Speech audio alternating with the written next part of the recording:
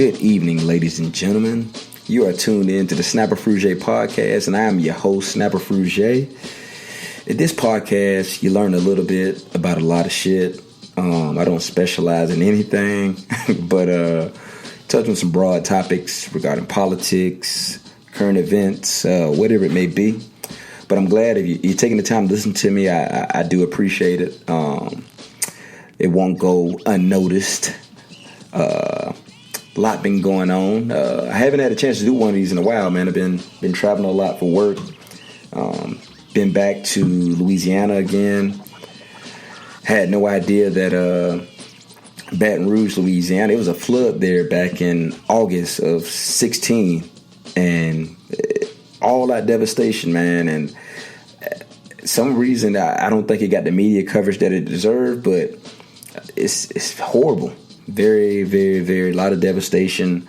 These people were not in a flood-prone area, and they didn't have insurance. So, I mean, of course, FEMA stepping in to do what they can to help people out. But, I mean, just seeing this happen almost 7-8 months ago, and if you go into these neighborhoods, it looked like a bomb went off. Like, literally, people are still displaced from their homes.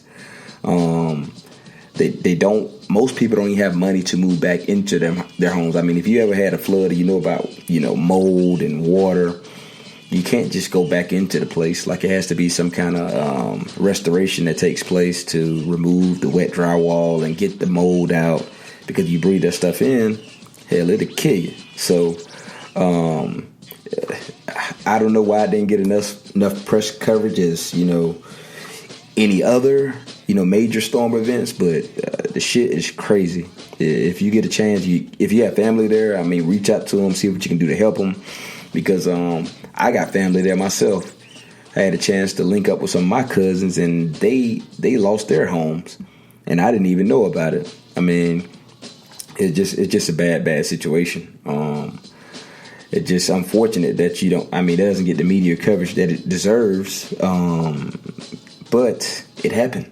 And unfortunately, in my line of work that I do outside of trying to be funny in podcasts is I work with insurance. So I kind of need these national disasters to happen to keep myself afloat. So unless y'all want to start donating to my podcast, that'd be amazing too. I just quit with everything else and just talk to y'all forever. But until that happens, I'll still be working with insurance. But yeah, crazy stuff out there, man. But I do still enjoy the food. I enjoy the culture. My dad is actually from that area. My dad's from Eunice, Louisiana. So I'm Creole. I'm a mutt, if that's what you want to call it.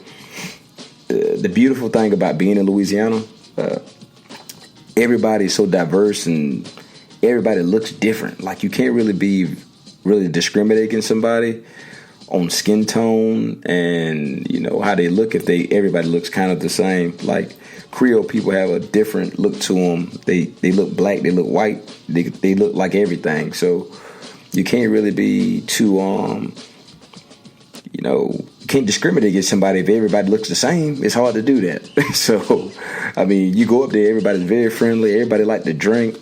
That's the craziest shit about New Orleans. You can drink, not even New Orleans, Louisiana, period, man. You can drink everywhere, I swear. Boy, you go to BP, you go to Shell gas station, they got a fifth of Hennessy right there waiting on you. Like, you don't have to go to no liquor store to get no drink. They sell liquor everywhere, and they don't stop selling it. So, I don't know how people, how their levels are staying working at this time, but literally people just drink all goddamn day long. I can't keep up. I'm short, man. Shit. When you short, that look at your feet so fast, boy.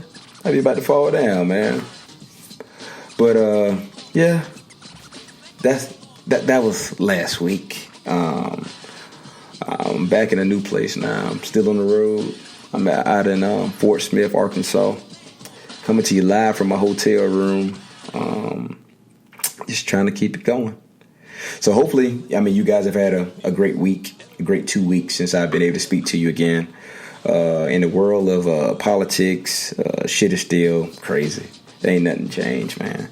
Every week I tell you, I come on like, I'm not going to talk about politics this week. But You can't. Shit, it's the elephant is in the room. The elephant's warming up every week. You can't prevent it. I mean, you can't stop talking about it. Well, the biggest thing now is that this allegation that Trump made that Obama had Trump Tower wiretapped.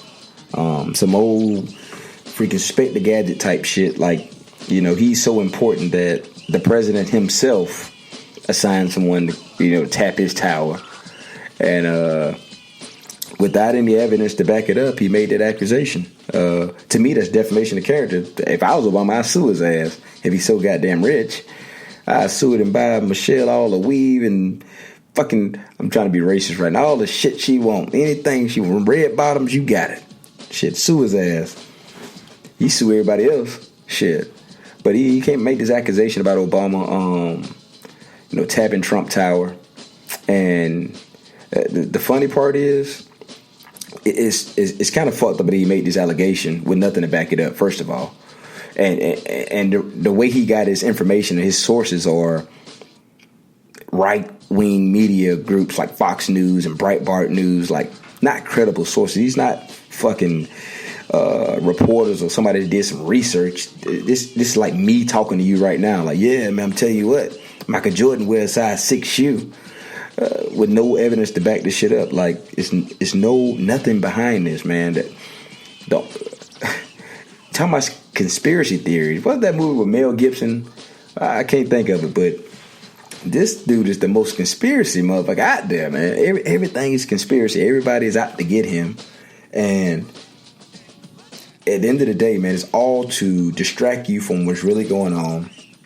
And they're still under investigation for the Russia hacks and everybody in his cabinet. So let's keep bringing up all these new allegations and whatever you want to talk about to divert people from thinking about what's really going on. But the issue is, we still want to talk about Russia. We still want to know about your taxes. It don't matter what you say. And to me, it's like, why would you bring up an allegation that big? Like, if Obama really did this without going through the proper steps, that's a fucking federal offense. Like, Obama would go to jail for this. So it's not like we're talking about, Obama, sent him a bad text message, Obama hit on his wife. Nah, this is like real deal. Like, somebody really can go to jail for this. So you're not playing games when you make accusations like this. And first of all, you're the president of the United States. You shouldn't make these allegations through Twitter anyway. So whatever people want to say, that this is the new way, this is how we do things, it's fucking bullshit. That's not the way we do things. Like, y'all becoming comfortable and set the bar so low for this new administration. Clearly, if whatever they do is okay, or if they do something normal, is great. So to me, it doesn't make sense. And if there's nothing to back this up, I would love to see what happens to Trump for, first of all, dragging Obama's name through the mud. For what? Obama's gone, man. Y'all, people will not let Obama go. I don't care what happened. Even if you think he was a bad president, a great president, his time is done. He did 8 years. We have a new administration. Everybody been praying and hoping to get a Republican in office so we can get this country back on track, and now we have it. So let's get it moving. Nothing is fucking happening right now. Well, on the grand scheme of things, what bills are we getting passed right now, other than executive orders that are fucking get overturned? What else do we have going on right now? Because I couldn't tell you. We got all these countries like practicing missile launches, and we got our pants down right now. So everybody like, you know what? This is the perfect time to act on America right now. We should, if we're going to attack that, let's attack them right now. Because clearly we at war with ourselves. Shit, the White House is in a war with each other. Like, Republicans are in a war with each other. So to me, to do America and himself a service, why not just go ahead and apologize and say you fucked up? And say, you know what? I fucked up. Made a mistake. And maybe we can move past that point. But to like keep the bad thing about it, like his administration has to go out there and defend this shit. Like, Kellyanne Conway that ugly. Never mind. I don't want to just talk about it. She married and she's somebody's mom too. I'm not gonna talk about it like that. But I mean, you got her and Sean Spicer out there defending this stuff, and the shit just don't make sense. Like, it's okay to say, you know what? I disagree. You probably get fired, but at least you have some fucking dignity when you go at home at night.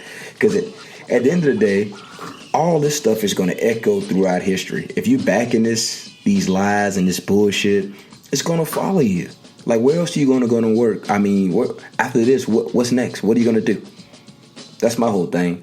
If you know it's a lie, why would you support it? Like, I just don't get it. Even like women who support Trump, like, you know this guy's a fucking asshole and a misogynist. Like, he talks down to women and degrades women, but it's okay because he's Trump and he's gonna make everyone millionaires. And that's the part I don't get. Like, if a president came out and be like, you know what, fuck all niggas, I would not support it. I don't give a damn what that motherfucker like make Jello shoot Skittles out of it. I don't give a damn what he did. I would never get over the fact that he said fuck niggas. That will always be in the back of my mind. So any women, Mexicans, Muslims, anybody else that supports this stuff, you got to be fucking crazy. Like, it doesn't, even like people who he's working with, like Paul Ryan and Cruz. He talked about their wives, man. But let's sweep that under the rug now. We can get over that. I mean, to me, that y'all suckers. Because words mean something. Like, a Fruge don't forget. I'm Snapper Fruge. You say something about me, goddammit, my mom, my child, I'm not going to forget that. You know, you can't say something about somebody's wife and you think it gets swept under the rug. Come on now. I mean, them fighting words. So, I mean, for people to just to be so forgiving, like I don't get it. I'm trying to. I try to get on the same page. I travel a lot, you know, and I try to get different perspective from people. Like, hey man, so I ask them, I mean, who you voted for? I know it's a taboo topic, but I want to know. So when they tell me, I'm like, okay, so where did you get on board? Like, what am I missing? I mean, I clearly don't support the guy. I'm not on board with him. So if you can, you know, give me your perspective, like, tell me what I'm missing. And it's nothing nobody can tell me. Only thing you say is like Hillary had emails, Barack Obama was whatever they want to call him. But other than that, there's nothing they can say that he's doing this even positive. Everything that's happened is negative, man. To be honest, there's nothing happening positive right now in the White House. Nothing. So they had the new travel ban. They rewrote it. So, and this is the funny part about it. Anybody with common sense would know this, right? So the first travel ban came out. They said, you know, they had to push it out fast. They didn't want to tell people it was coming out because if they would have did so, the bad guys, the hombres, would have just, you know, they would have came into the country because they knew when the travel ban was going to happen. So this new one the new proposal, they set a date to release it. The 6th, and I think it's supposed to go into effect on the 16th of March, right? So this time they actually told people when they're going to do it. So what's the difference? If you said you couldn't do it the first time, why would you tell people the second time? If it's a national security problem, is a risk for telling people that, why would you tell them now that, okay, on the 16th this is going to take effect? So what's the difference now between that? If it's really a threat that somebody's going to come in and do some bad things to us, why would you tell them that you're going to do it now? What's the difference? Did they have less guns, more guns now? Because at the end of the day, like, the shit is dumb, and that's all that matters. It doesn't make sense. So they wrote up this new draft for the new travel ban, and they got overturned again. Federal judge in Hawaii said, nope, can't do that. Because to me, it's unconstitutional, man. It's racist, it's biased. You can't tell me it's not a Muslim ban because Trump said it's a fucking Muslim ban, so it is a Muslim ban. Don't try to sugarcoat and say, oh no, it's not a Muslim ban. It's just from countries that have all Muslims in it. That's just like, you know what I'm saying? You go to the south side of Chicago and be like, you know what? Everybody here is poor and thugs and kill people. But I ain't talking about black people. I mean, that's all the people in South Side of Chicago. Get out of here, man. Come on, let's call a spade a spade. I mean, if you, I would appreciate it more if you're gonna be racist. Be openly racist. Don't be in the closet racist. That's one thing I like about Trump actually getting elected, because now we know, people not wearing sheets no more. People not riding on fucking horses and burning crosses. They're wearing suits. These are CEOs and bosses and mayors, whatever you want to call it. Racist openly, so. That's cool. At least we know what we're dealing with. I want to know my devil. I see it. Let me see it, man, and let me make a choice. And bad people come in all colors, and not just all Trump supporters. Not bad. I mean, it's bad black people, bad Spanish people. But that's what I want people to understand. Like, when you keep proposing this, that immigrants and Muslims are rapists and killers and doing so much harm to the economy, like, come on.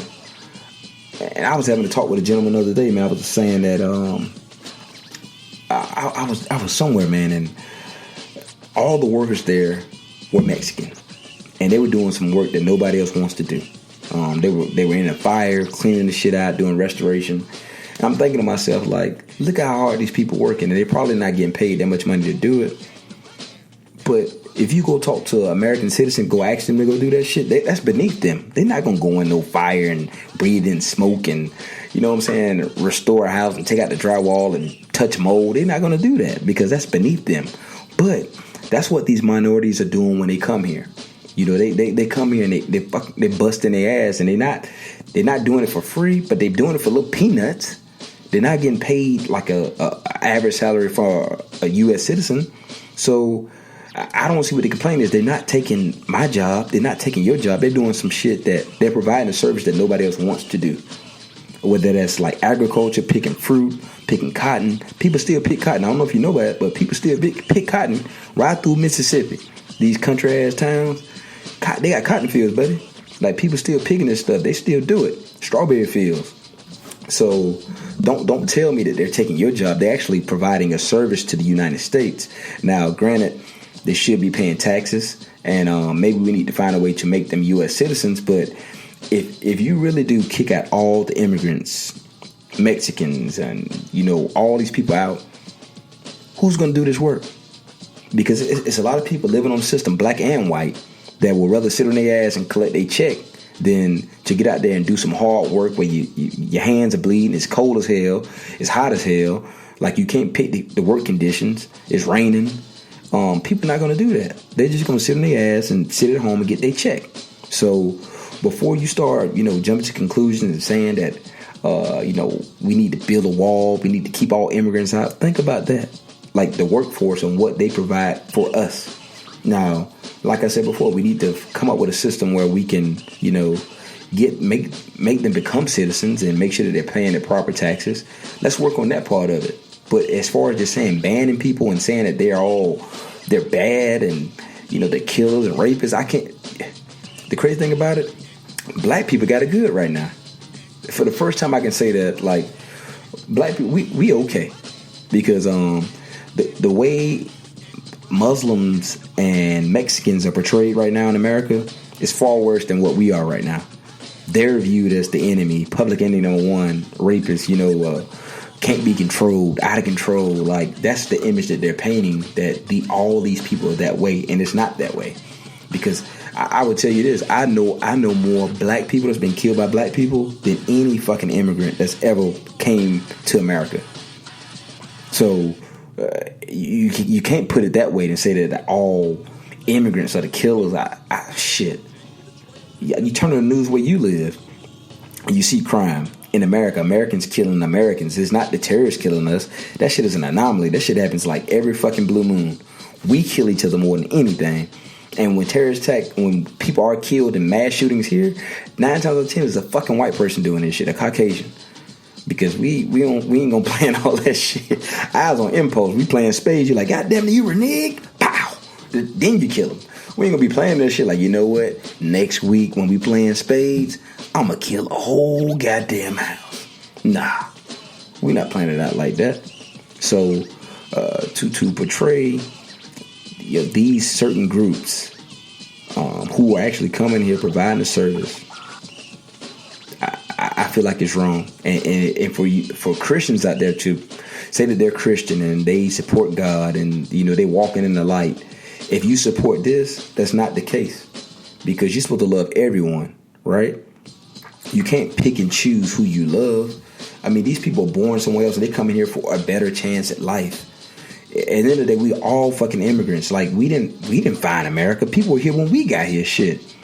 So to be so arrogant and have this, that we're better than you because we're born here. Come on. You can't be religious and say that. So just keep that in mind when you're being biased. You think about these people coming here and taking your jobs. That they're not really taking your job, because they're doing something that you don't want to do, and the job needs to get done. So who's going to do it? I'm not doing that shit. I'm not going to pick no damn cotton. If I have to, I will. I got a child, so I do whatever I got to do to make money. But I'm not. That's not on top of my bucket list of things to do. I'm not finna go, go in a damn strawberry field and do that. Are you? Because I don't think you are. So like, let's come up with a different system. Let's think about, okay, if these people here working, providing a service, how can we get them to become citizens legally? How can we work on that process? And then at the end of the day, the most important part is we don't just let people in our goddamn country. The feeling is that, we got open borders. Like, you just come here and, we got a little, it's like a check-in, like a Facebook check-in. You just come in and be like, yeah, I'm in America now, I'm cool. No, man, it's a vetting process. Shit takes months, years at times to get here. We're doing background check. We thorough, like, extensive checks. So don't portray it as that everybody can just come here if you want to. That's not the way it is, man. And granted, there are some bad immigrants, and there are a whole lot more bad Americans here than immigrants that I know. I don't know any bad immigrants, to be honest. Shit, I don't know any. I know some bad Americans. I know some bad people. Shit, everybody know a few bad people. So give people a chance, man. How about we try to learn their culture? Like, let's learn more about their culture and learn more, embrace it. Shit, think about the food you eat. You like their culture too. That's the crazy part about it. Shit, everybody love Taco Tuesday. Am I wrong here? Everybody love tequila. That's their culture. So you like the culture, but you don't like the people? That's what I'm saying. Like, it doesn't make sense, man. It doesn't make sense. I like euros. I'm just saying you can't embrace the culture and like the food, like the women, but when it comes to the people, you're like, you know what? I don't really mess with the people though. So we're gonna build this wall and we're gonna set up a ban so you can't come to our country. We just need to work on it, man. And I'm telling you what, we stay on this pace. Like, we ain't have to worry about it because he's gonna impeach himself. We not have to worry about Trump anymore. We don't have to worry about Pence, who's probably worse, but at least he got some common sense. At least it's nothing worse than being racist and being stupid. Like, if you're a smart racist, it's different. Like, at least you have some calculations and some kind of things you won't say and will say. Trump just say any goddamn thing he want to say, and it's okay because he's rich and he think he can do whatever you want to do. But he's figuring out right now that, hey, it's checks and balance system here, baby. You can't just do everything you want to do. You can't do that.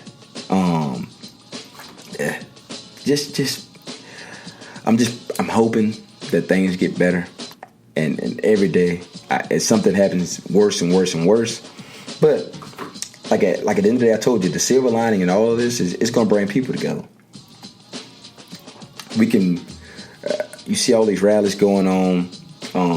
It's conversation pieces.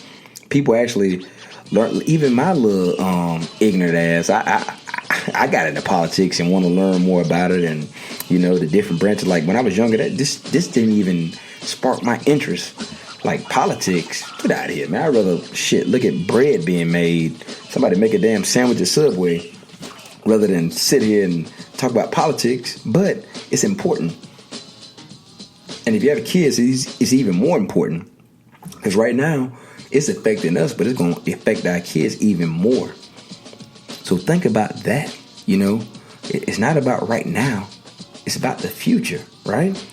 When you're saying that we don't have a global warming problem, when it was just snowing, and when was that? Last week, it was 75 degrees in Memphis. Something like that. The next day, it fucking snowed. So if we don't have a global warming problem, come on, man. All these storms I mentioned earlier with Baton Rouge, this stuff is not a coincidence. It's a problem. But this is not the new administration don't see this as a problem. They feel like this is a hoax. Like this just something that we think is going on. This is real. You look at the weather where you stay at, and you tell me that, have you ever seen anything like this before? All these floods, windstorm, snowstorm, nor'easters, like whatever it may be. This is science. This shit is happening.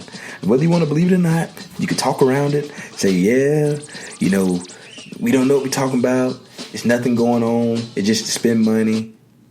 Science doesn't lie. It's facts. It's not fake news. This is not alternate facts. This is the real deal. It snowed in Memphis the other day, and it was 75 degrees the day before. Not only will you get sick from this shit, you don't even know what to wear or buy. Like, you buying flip-flops, you got on a pea coat, you got on swim trunks, and you got on sweatpants. Like, you don't even know how to dress. That's how bad the weather is right now. But we have no problem. No global warming. Everything's fine, man. We all speculate. But anyway, that's my little tidbit this week. I don't know.